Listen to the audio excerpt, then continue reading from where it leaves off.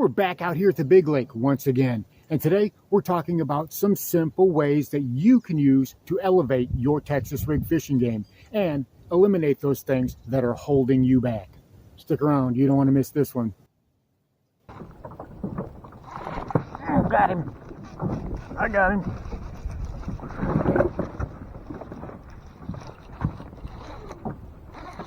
Where you ain't going nowhere, buddy. Oh, he's not bad.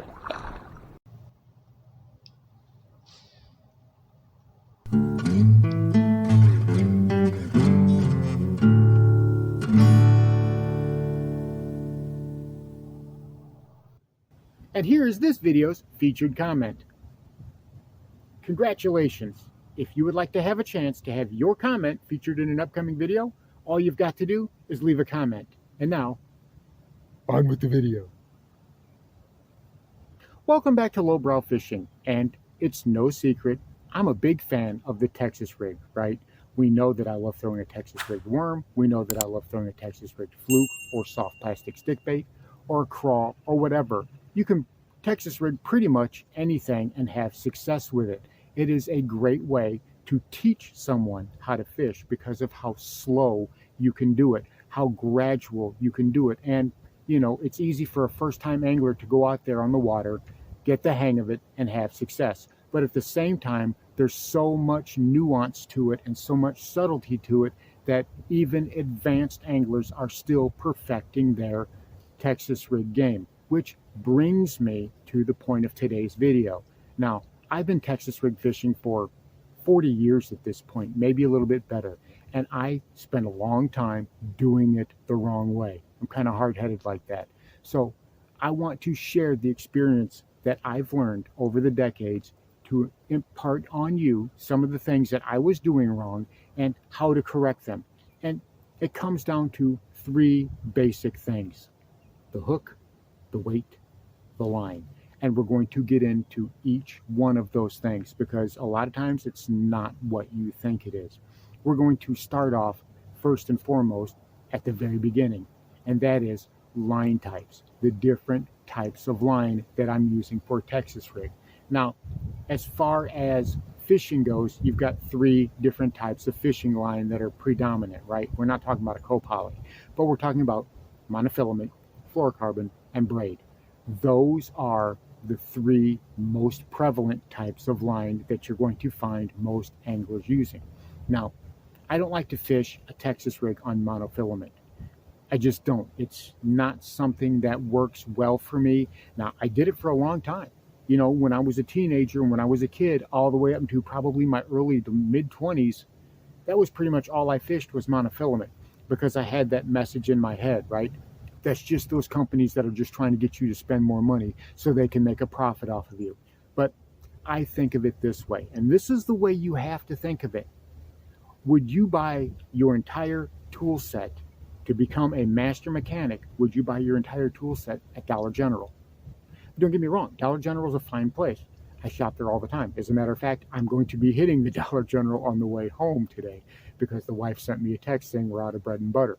But the point is, you're not going to buy your socket wrench, your hammer, your screwdrivers, and all the things that you need to be a master mechanic. You're not shopping at Dollar General for that, are you? No, because those tools, while they're inexpensive, they're going to act like they're inexpensive. They're going to break on you. They're going to not work any way you want them to whenever you need them to. So if you hear somebody say, you know, well, all I fish is mono because everything else is just, you know, that's just them trying to get a bunch of money off of you. That's not true. You've got to have the right tool for the job. That is so important. It may cost more. Fluorocarbon may be expensive. Braid may be expensive, but they are worth it. They're going to last longer and they're going to work better for you in more situations. So let's get into when I'm fishing fluorocarbon and when I'm fishing braided line for my Texas rigs. Now, first up, we're going to talk about braid. This is the new reel. You guys have seen this. You know, this is the one that replaced the old Silvermax. And I've got essentially a Texas rig worm with a 1/8 ounce bullet weight on here. Now, this is 30-pound braid. to a 17-pound fluorocarbon leader. Now, that's pretty stout for a 1/8 ounce bullet weight, right? Why do I have such a heavy rig on there? And the reason is I'm fishing thick vegetation, and I've got to have that braid to saw through that vegetation. It cuts through the hydrilla, and it cuts through that eelgrass and that milfoil, and it allows me to better hook fish. It allows me to better work the bait. It allows me to have a better presentation the way I want to with that. Now the reel, I mean, it's a 7.1 to 1 gear ratio. That really doesn't matter for what I'm using it for, whether I'm using braid or fluorocarbon. You know, the reel's pretty much going to be the same. But where I'm fishing, right? If I'm fishing up shallow in some thick vegetation, if I'm going to be fishing a grass mat all day, or if I'm going to be fishing along some weed lines, or, you know, flipping into some open areas for hydrilla or whatnot, I'm going to be using the braid. That's what I want. And whenever I set that hook, I mean, yeah, I could go with 20 pound. I could even go with 10 pound. But I have found that 30-pound braid is the sweet spot for me. I can have that durability that I want to without overdoing it. I'm not sacrificing casting distance. I'm not sacrificing the ability to work the bait how I want to. I mean, after all, I only have a 1/8 ounce bullet weight on here, and I'm still able to bomb this out there and still able to work it how I want to work it. So that's when I'm working braid. Now, when am I working the fluorocarbon? Well, let's get into that. Now, this guy right here, very similar reel. It's a 7.1 to 1 gear ratio. I've got 12-pound fluorocarbon on this. And this has got essentially the same setup. I've got a 1/8 ounce bullet weight. This one's pegged. We're going to get into that. But this is fluorocarbon on this. What am I working this for? Well, this is going to be around that timber. This is going to be still pretty close to the bank for the most part, but it's not going to be through thick vegetation. I don't want that braid to saw into that timber, which is something braid has a tendency to do.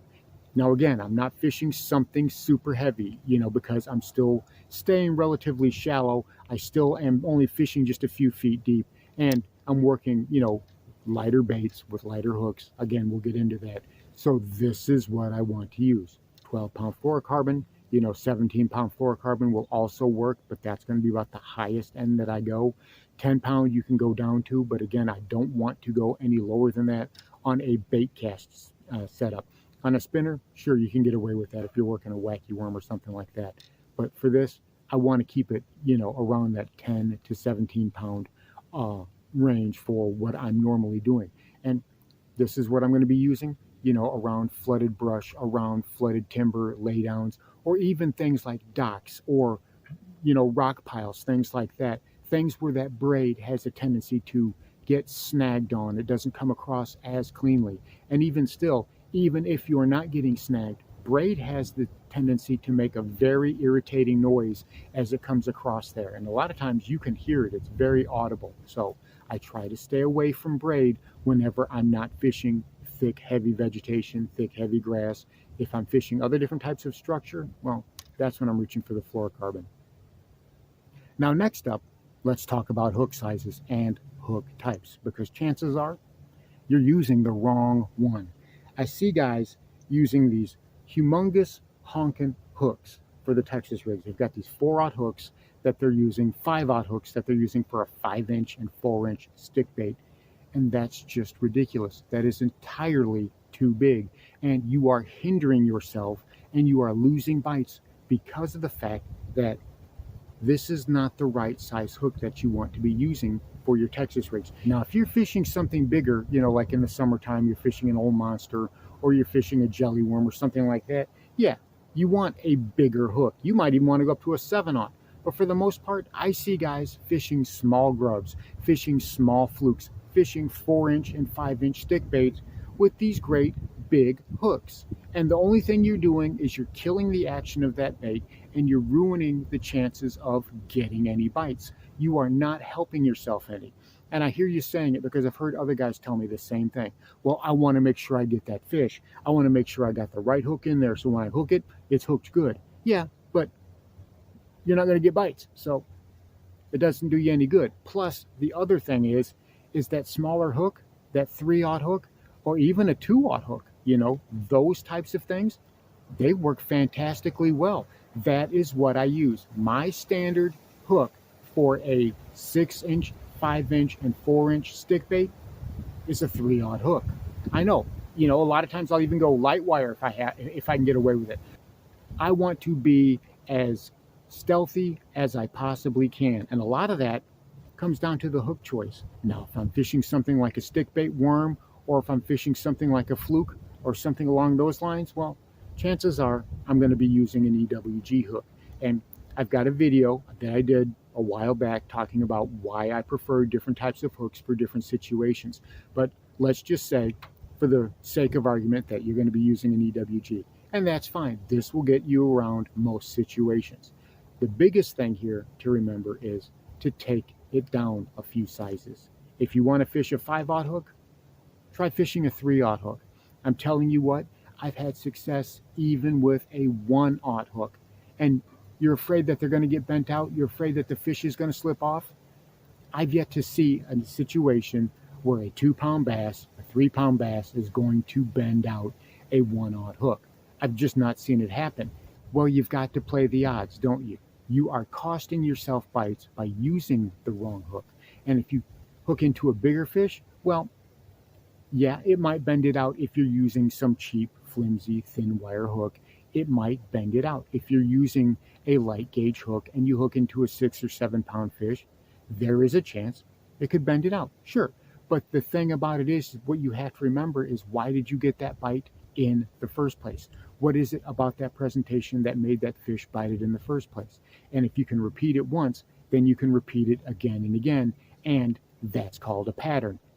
And having the right type of hook, that's part of it. Now, lastly, I want to talk about weight sizes, because like hooks, I see a lot of guys really overdoing it when it comes to weight sizes. I see a lot of guys with a 1/4 ounce weight on or a 3/8 ounce weight on when they really don't need something more than a 1/16 ounce weight, or, a 1/8 ounce weight at the most. You have to understand, when that weight hits the water, it's making a big splash. And if you're fishing shallow water especially, well, you are going to startle those fish and they're going to scatter rather than get bites. And you say, well, lowbrow, doesn't depth play into what type of weight that I want to use? It does, but that's only part of the story. You also have to think about bottom composition. Do you want to keep that worm down against the bottom, or do you want it coming up and over vegetation? So the weight has a lot to do with it, and whether we're pegging that weight or not has a lot to do with it. I've talked about it before. I like to move that weight peg up. I like to slide it up, 1.5 feet, 2 feet up that line, and that allows that weight to slide freely. So when it falls down, the bait stays up and it gently comes down behind it. I've gotten so many bites doing that way. That's how I get the vast majority of my bites when I'm fishing the thick vegetation. But if I'm fishing more bare bottom, then I'm going to peg that weight. And that has to do a lot of time with fluorocarbon. I'm going to peg the weight when I'm fishing fluorocarbon more often than not. Because if I'm fishing fluorocarbon, then that means that I'm fishing a harder bottom anyway. And a lot of times I want that faster fall rate. Pegging that weight will give the bait that you're fishing, it will give it a faster fall rate, for the most part. That bait is going to be pulled down by the weight at some point anyway, whether you peg it or whether you don't peg it. But at the same time, having it directly connected to the bait does make it fall faster, especially a stick bait. So that's kind of how I look at it whenever I'm thinking weight sizes and I'm thinking whether to peg it or not peg it. If I'm fishing shallower, yeah, chances are I'm going to be fishing lighter. But if I'm fishing really, really thick slop, then a lot of times I will be actually using a heavier weight, even if it's shallow, just so I can get through that slop. And we're not getting into punching here, right? Because with punching, I'm using an ounce, 1.5 ounce weight, and yes, that is definitely pegged. But that's a different animal entirely. We're talking about strict, regular dragging the worm, dragging the crawl along Texas rig fishing. So we're not talking about punching rigs. And I know there's somebody in the comments typing away right now saying, yeah, but lowbrow, what about punching? We'll handle that in a later video. So think about weights in this fashion. If you can be subtle with it, be as subtle as you possibly can, because that's how you want to start. Always assume those fish are going to be skittish. So you want to start with a lighter weight. Now, if you want to get that bait down to the bottom and keep it down to the bottom, well, keep it pegged. That's going to be the best way to do that. A pegged bait will stay on the bottom better, and a heavier pegged bait will stay on the bottom better. So if you're wanting to fish the shallows and keep your bait closer to the bottom, then something like a 1/8 ounce weight, something like a 1/4 ounce weight pegged, that's going to get you what you want. You don't need to go much over that. And if you can get away with a 1/16 ounce, then do that, but you're going to have to drag that uber slowly, because the more you drag it, the more it's going to create lift on that bait, and the more it's going to rise. So if you can go lighter, go slower, that bait will stay lower in the water column. If we're fishing out deep, sure, I'm going to go with a 3/8 ounce or a 1/2 ounce weight if I want to keep bottom contact. So that way I can keep that bait down there. So remember, fall rate, bottom contact. Those are the things that we want to think about when it comes to weights. I know a lot of guys want to cast farther, which is why they use a heavier weight. That shouldn't be part of the equation. Okay, don't worry about your casting distance. If you're not casting far enough, well, you're going to have to reorient your boat. You're going to have to reorient from the bank, because I don't ever think, well, I want a few more feet, a few more yards, which is why I'm going to put a heavier weight on it, because the bass don't care how you're casting. The bass don't care if you're casting short or long. They only know that there was a loud splash. And if something came rocketing by them, either they want it or they didn't. It all depends on how we do it. So those are the things that I always did, is I always had the biggest hook with the most amount of weight, because I wanted to get it out there as far as I could. I wanted to get it on the bottom as much as I could, and I wanted it to stay there, so I could fish it as fast as I could. Texas rigs require a lot of nuance. They require a lot of subtlety. You have to remember that. You have to bear that in mind. Always start out as soft and as subtle as you can, and build it up there until you dial it into what you want. Again, if you want that weight to stay on the bottom, start with something light, maybe peg the weight down, and if it's coming up just a little bit more, well, go up to the next size weight until you can easily get it where you want. You will be surprised at just exactly how much more effective weight management, hook management, and line management will make your Texas rig fishing. So there you have it, my ramblings and musings based on my experiences on how to be a better Texas rig fisherman. Start with the smallest hook you can, because hook size matters. Braid for heavy vegetation, fluorocarbon for pretty much everything else. Weight size matters. If you can keep it down at the bottom with a smaller weight, then do that. If you can get the results that you want with a lighter weight, then do that, because chances are you'll end up getting more bites that way. So once you figure these things out and you work with it and you dial it into what works for you, you'll be surprised and amazed at just exactly how much better you'll be at Texas rig fishing. Thanks for watching Lowbrow Fishing. We'll catch you in the next one.